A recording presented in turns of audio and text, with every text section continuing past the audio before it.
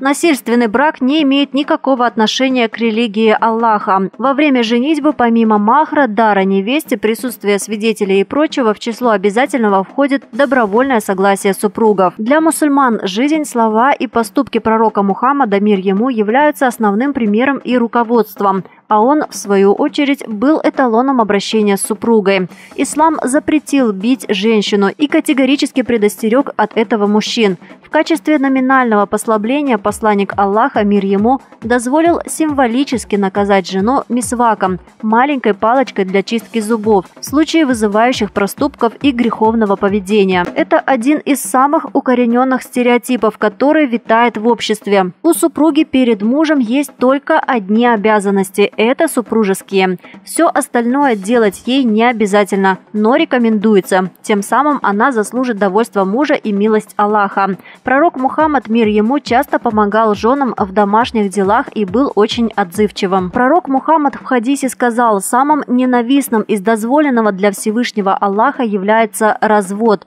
Но в определенных ситуациях мусульманка может развестись. Для обеспечения ее прав в случае их попрания и несоблюдения супругом в исламе предусмотрены соответствующие институты и механизмы. Получать знания – обязанность каждого мусульманина и мусульманки. Чтобы воспитать образованное потомство, мусульманка сама должна быть образованной. Аллах возложил на женщину огромную роль – рождать и воспитывать потомство. Мужчина же должен полностью обеспечивать и оберегать семью, чтобы женщина могла выполнить свою главную миссию. Но если мусульманка хочет работать, то тут нет особых преград при условии, что занятость не нанесет ущерб ее главному предназначению. Причем заработанными деньгами она вольна распоряжаться так, как ей захочется. Предназначение хиджаба – сохранение чести женщины, оберегание для супруга, защита ее от лишних взглядов и различных внешних факторов. Следовательно, в присутствии семьи жена может находиться без платка. Сам пророк Мухаммад, мир ему, не пренебрегал советами жен,